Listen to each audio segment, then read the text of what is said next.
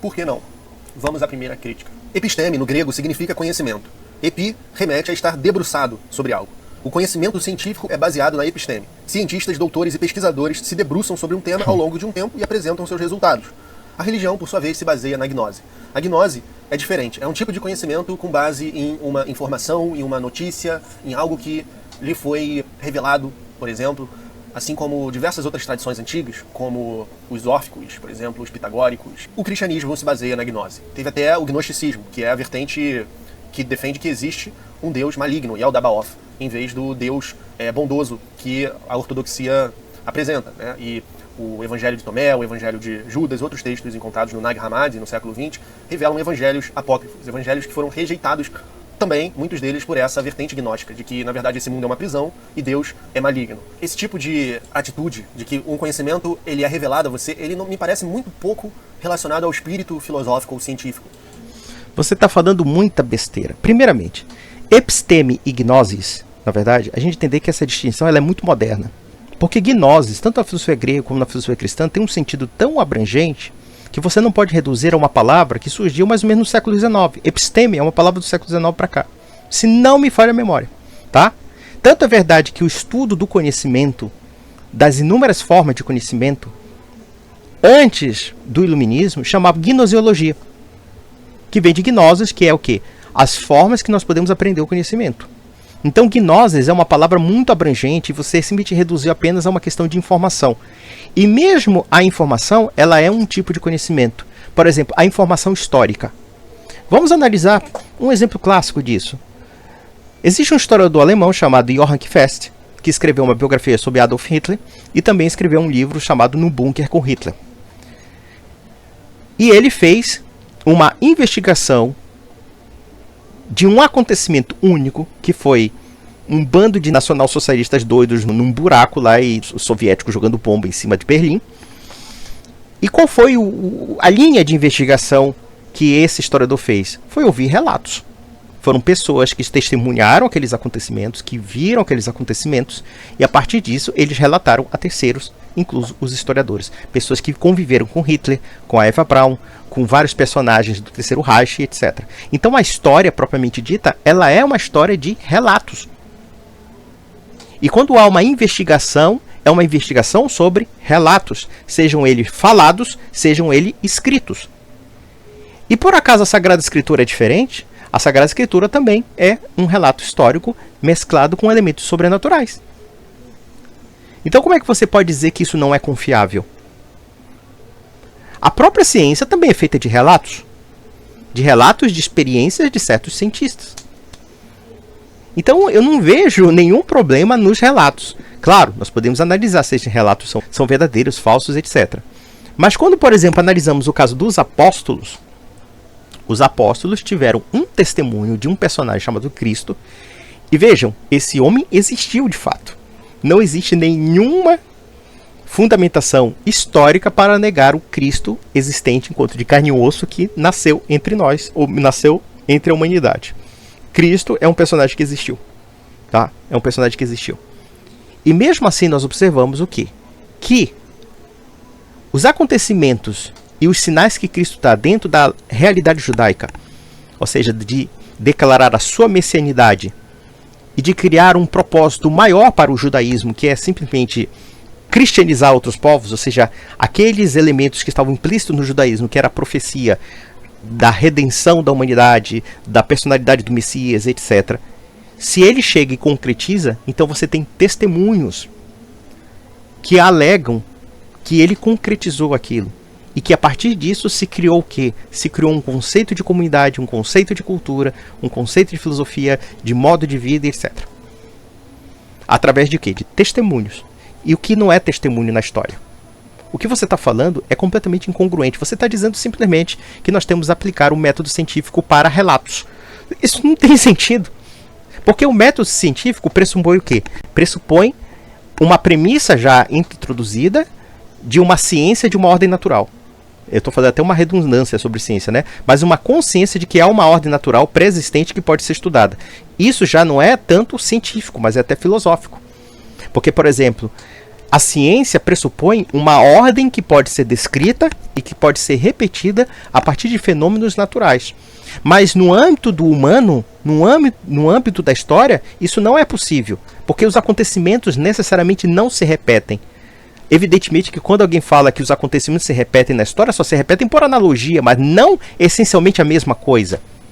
Não é? Quando a gente diz assim, nós temos que estudar história para que a história não se repita, na verdade, claro, a história não vai se repetir. O fato que aconteceu, por exemplo, na Alemanha nos anos 30 não vai se repetir de hoje nos mesmos termos dos anos 30. Aquilo só pertenceu àquela época, àquele contexto. Mas é claro que você pode fazer algumas assimilações e analogias sobre alguns elementos que, dentro de uma nova forma e uma nova situação, podem ser equiparáveis àqueles acontecimentos do passado.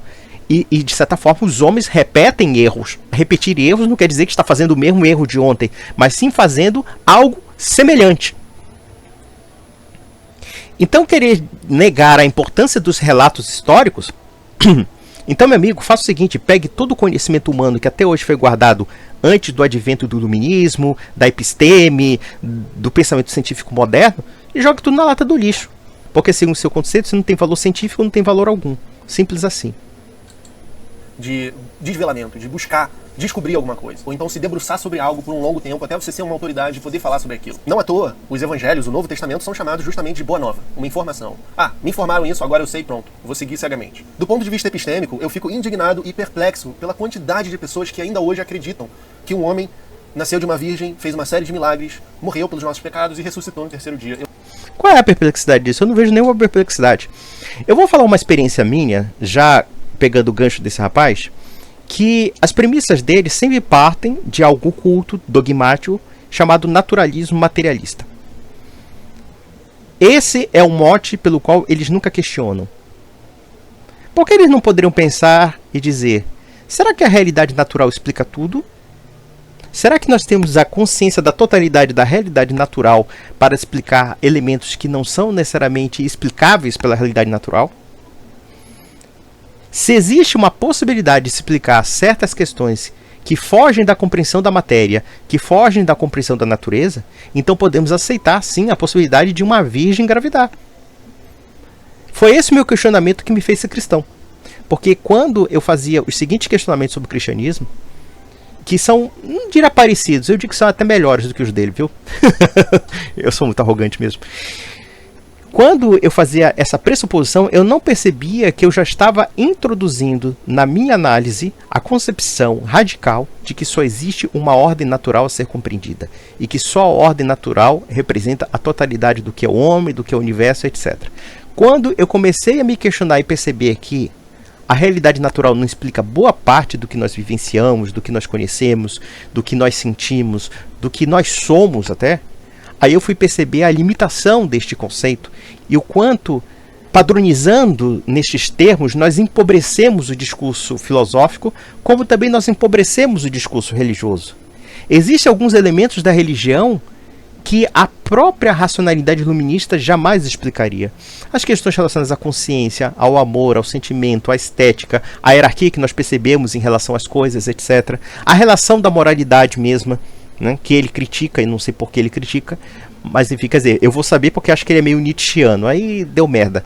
Mas mesmo assim, nós vamos observar que essa visão, ela é limitante por essência e ela tem premissas dogmáticas que eles mesmos não admitem que acreditam, mas que na prática acreditam. E que se você questionar essas premissas materialistas, eles entram em escândalo e vão dizer que você, evidentemente, é um supersticioso, obscurantista, né? Mais ou menos isso. Mas se de repente aqueles homens viram um único fato no universo de uma única virgem do universo ter parido Deus. Se aquele único fato existiu e foi testemunhado por algumas pessoas, quem sou eu para negar? Eu não consigo aceitar isso com facilidade. Tem uma igreja do lado do meu prédio e eu vejo tantas pessoas de diversas idades frequentando e às vezes eu tenho a impressão que as pessoas vão à igreja de uma maneira muito automática, sem questionar qual é a doutrina, sem pensar sob essa ótica do começo do vídeo que eu vou abordar na crítica existencial, de que é uma ótica depreciativa da figura do ser humano. Além de... Não é depreciativo. Você que acha depreciativo porque você deve acreditar no super-homem nietzschiano, aí é problema seu. De acreditar nos milagres de Jesus, também acredita-se que existe um céu ou um inferno. anjos, Lúcifer e todas essas coisas. Deixe a sua história com a gnose, com o cristianismo de lado e tente avaliar racionalmente todas essas informações. Olha, na cabeça dele é o seguinte, que isso é a cabeça do iluminista. O iluminista, ele coloca a razão como um elemento quase gnóstico. Ele fala tanto da gnosis, mas ele não percebe que a própria visão iluminista ela é gnóstica. Ela parte da pressuposição de que existe uma razão que pode ser aprendida e que pode compreender todo o universo, tá? Que não há mistérios que não são reveláveis ao homem. Então ele descobriu uma ciência oculta chamada gnosis, mas só que uma gnosis que chama de ciência ou de episteme, e a partir disso ele parte da pressuposição de que tudo tem que ser analisado por conta desse episteme e dessa gnosis. Da feita que essa gnosis não explica tal coisa, é porque tal coisa não existe. Basicamente essa é a visão dele. Do ponto de vista da episteme, faz sentido que isso realmente tenha acontecido, essa violação tão radical das leis naturais, que desde que a ciência foi inventada funcionaram do mesmo jeito e continuam funcionando do mesmo jeito, sem essas extraordinárias rupturas? Sim! A resposta é um sonoro sim! E vou dizer por quê. Primeiramente, você tocou na questão da lei natural. A lei natural pressupõe uma ordem. E essa ordem pressupõe também um ordenador. E esse ordenador, se ele está acima das leis naturais, ele pode fazer algo que não esteja abarcado pelas leis naturais. Algo fantástico, único na história. Então observamos uma coisa interessante. Deus encarna numa virgem, numa mulher que não teve relações sexuais com o homem. E que, portanto, muda, né, rompe com todos os paradigmas que nós conhecemos como lei natural. Né? Rompe entre aspas, porque a lei natural continua existente para os meros mortais. Mas não para a Virgem Maria, não para Jesus Cristo, etc. Né? Mas, mesmo assim, se nós temos um fato único na história, que muda a nossa compreensão do próprio conceito de natureza, que muda a compreensão do nosso próprio conceito do que é lei natural, etc., partindo da pressuposição de que não é somente a lei natural, mas sim que essa lei natural tem um legislador, propriamente dito, e que esse legislador está acima da lei natural, então é bastante lógico, bastante racional, que nós creiamos que, sim, uma virgem pode gerar um menino Deus. Simples assim. É espantoso falar isso? Sim, é espantoso. Mas se Deus tudo pode fazer aquilo que é acima das leis naturais. Porque Deus não se sujeita às leis que ele cria. Ele cria para as coisas criadas, ele cria para o homem. Mas ele pode sim, num sentido até mesmo de dar referência do seu próprio poder, de dar referência de uma revelação desse poder, que uma virgem pode parir o Deus encarnado. Vamos lá. Faz sentido que isso tenha acontecido realmente 2000 anos atrás? Ou faz mais sentido que seja uma ficção? Aí fica a critério do freguês. E veja bem, eu sou alguém que tem grande respeito e admiração pelos mitos. Eu sou um contador de histórias, eu sou um escritor. Eu entendo que os mitos eles são muito mais do que mentira, eles não são sinônimos de mentira. Eles compactam valores, sabedorias de uma determinada cultura e aumentam a sua potência. É muito mais eficaz você contar uma história para passar um determinado valor, como coragem, por exemplo, do que você fazer uma apresentação científica sobre a coragem. Não, até porque não existe apresentação científica sobre coragem. Você está falando outra bobagem. Você está partindo da pressuposição de que a conduta humana pode ser racionalizada como se fosse um robozinho, um computador. Pare com isso, meu filho. A coragem será sempre explicada dentro de termos que não são científicos. Por quê? Porque ninguém vai explicar a motivação interna da coragem propriamente dita através de conceitos físico-químicos. Ninguém vai explicar isso. Quem é que vai explicar, sei lá, a coragem de Alexandre Grande através de, sei lá, através de um laboratório de, sei lá, num laboratório de tubo de ensaio? Isso não tem a menor explicação. Você está confundindo as metodologias e os conceitos. Aí você se pegou essa palavra epistema e pronto. Aí você acha que é o puta cientista. No fundo criou uma gnose e nem percebe isso. Tá? Por quê? Porque essa visão dele, se vocês observarem bem no desenho, é uma mistura de Nietzsche com Augusto Comte. É o positivismo cientificista junto com a visão nietzschiana de moral, de realidade humana e até mesmo do cristianismo. Vamos lá. E, no entanto, eu penso que as histórias, os mitos, eles devem ser apreciados como literatura. E que nenhum mito em particular, nem a Bíblia, deveria ter um estatuto revelatório, teológico, mais no nosso mundo. Observe uma coisa interessante. Juan Donoso Cortés, o grande Marquês de Valdagamas, que era um filósofo católico espanhol, ele dizia uma coisa sobre os liberais, que era a falta de imaginação dos liberais em crer que eles não tinham uma teologia.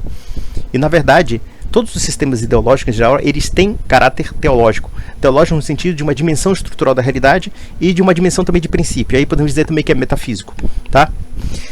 Então veja aqui que ele está dizendo o seguinte, que as tradições mitológicas elas têm que ser lidas apenas como literatura, como ficção. Como se a própria visão radicalmente naturalista dele não fosse em si uma mistificação. Vejam que Augusto Comte, que foi o fundador da filosofia positivista, por assim dizer, né, ou pelo menos do pensamento positivista, ele também chegou ao ponto de que, se a ciência já abarca a totalidade do universo, e que nós podemos, inclusive, através de uma ordem histórica, dispensar o pensamento religioso e o pensamento metafísico, e ele mal se percebendo que ele estava criando uma metafísica naturalista radical, ele também criou uma igreja positivista. E ele coloca a ciência no âmbito do quê? Do mito, da mistificação, da idolatria, da adoração, como um fundamento e um princípio único de regência dos aspectos humanos. Então, o que te faz pensar, por exemplo, só colocando o desafio ateu, o que te faz pensar que você não esteja também construindo um mito? Eu digo que o mito é algo tão inerente ao homem, justamente porque, através desses significados mitológicos, nós temos que entender que mito, na concepção grega, não é o mesmo que ficção, não é o mesmo que superstição, não é o mesmo que nada, mas sim alguns elementos que são fora da nossa compreensão ou fora daquilo que nós estamos acostumados a aprender. O fato é que esse pessoal que ataca os mitos como se fosse mera lenda ou coisa parecida, claro, evidentemente que nós podemos dizer que a mitologia grega é um produto da imaginação humana, não? Ou então podemos dizer que muitos aspectos religiosos do mundo hindu também são mitológicos, mas também mitológicos e supersticiosos. Por quê? Porque eles não são necessariamente históricos, não? Mas aí temos um grande problema, porque se nós apresentarmos a questão do mito, nós vamos aprender também que existe um diferencial, que é a tradição judaica e depois a tradição cristã, em que esses aspectos míticos, não no sentido da superstição, não no sentido da fantasia, mas os aspectos dos elementos sobrenaturais se confundem com a existência própria do homem. Então existe um elemento providencial ali. Um elemento providencial que faz uma distinção e emana de uma complexidade tal que nós não encontramos no mundo pagão e nós não encontramos nem mesmo no mundo hindu, que é a revelação cristã. Então a revelação cristã, ela é única. Ela é muito própria. Tudo bem, você pode até colocar certos aspectos e dizer, não, eu não acredito nisso, não, eu acredito nisso. Tudo bem, eu posso até admitir esse questionamento. Mas o que eu não posso admitir é pressupor que, ao negar a fé cristã, esse pessoal tente mistificar o naturalismo e mistificar o materialismo. Porque é assim que eles colocam. Eles colocam um princípio, a matéria, né, o cosmos totalmente natural e que não existe nada além disso. Porque dentro do próprio âmbito filosófico nós percebemos que isso não é necessariamente correto. Ou que na prática o materialismo e o naturalismo têm limitações sérias no que diz respeito de análise. E que nós podemos encontrar, dentre tantos, entre aspas, mitos, uma resposta que, no meu entender, é bastante coerente, que é a resposta cristã. Que faz a diferença entre todos os mitos e todas as crenças religiosas. Vamos lá. Eu penso que a Bíblia, um dia, o quanto antes, melhor, deve ser posta na mesma categoria que a epopeia de Gilgamesh ou que a teogonia de Hesíodo. Esse cara não entende uma coisa, que as religiões, elas também impõem cosmovisões. Elas remodelam o nosso modo de compreender o mundo. Da feita que esse cara quer que o cristianismo perca o seu valor, então alguma coisa vai substituir esse modo de ver as coisas. E observem que ele tem uma certa tendência materialista e ateia de pressupor de que o materialismo e o ateísmo devem ser as cosmovisões predominantes contra a religião cristã. Então esse pessoal, no fundo, é muito insincero. Ou se não é insincero, esse pessoal não se apercebe do próprio defeito implícito que há na própria análise dele do ponto de vista filosófico. Eles partem realmente de uma crença falsa, de uma objetividade do pensamento materialista, agnóstico e ateu. E do pensamento naturalista. E baseado nisso, evidentemente, se constrói esses dogmas materialistas, ateus e naturalistas. Literatura. Vamos apreciar essas histórias em seu valor literário, o que elas têm a nos ensinar, não atribuir uma certa dimensão revelatória para determinado livro sagrado. Por quê? Baseado em quê? Porque você não acredita? Bom, isso fica por sua parte. Lembrando que existem diversos livros sagrados de diversas religiões que são incompatíveis. Por que Deus permitiria isso acontecer? Pela seguinte razão de que o homem pode criar juízos falsos sobre Deus. Enfim, vamos voltar aqui à crítica epistêmica. É muito mais sensato pensar que as leis naturais não foram violadas há 2000 anos. Por que seria mais sensato? Se de repente esse acontecimento violasse as leis naturais, ou então fosse além das leis naturais e acontecesse, quer dizer que nós vamos negar um fato existente justamente porque você pressupõe que só existe uma lei natural? Inclusive, hoje em dia, relatos, notícias sobre o que teria acontecido em torno da figura de Jesus Cristo são propagadas até hoje, com diferentes gurus. Mas... Veja, se existem diferentes gurus para isso, ou charlatães e tudo, é uma outra história, isso não tem nada a ver com o cristianismo. O que tem a ver com o cristianismo é aquilo que a tradição cristã disse o que é o cristianismo. E é aquela igreja que de fato herdou essa tradição cristã, que é a igreja católica. Tá? O que os protestantes dizem, o que outros segmentos dizem, é uma outra história, isso não tem nada a ver.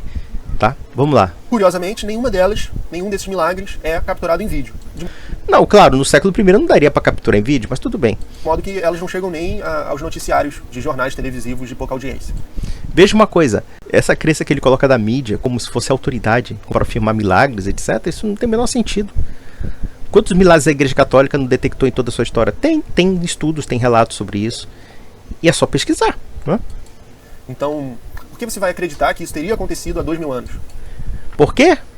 Por uma razão muito simples. Porque há testemunhos, porque existe uma razão de ser naquela história, existem até promessas daquela história que se cumpriram.